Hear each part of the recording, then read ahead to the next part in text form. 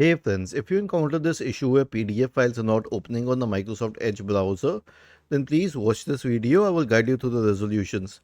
Open Microsoft Edge, click on these three dots at the top right corner, select History, click on the bin symbol, change the time range to all time, click on Clear Now. This doesn't help, next solution. Click on these three dots here, select Extensions, Manage Extensions, disable any problematic extension and rather remove it. This doesn't help either, then click on these three dots here, help and feedback about Edge. This will check for updates and automatically update. This doesn't help, click on these three dots here and then select settings.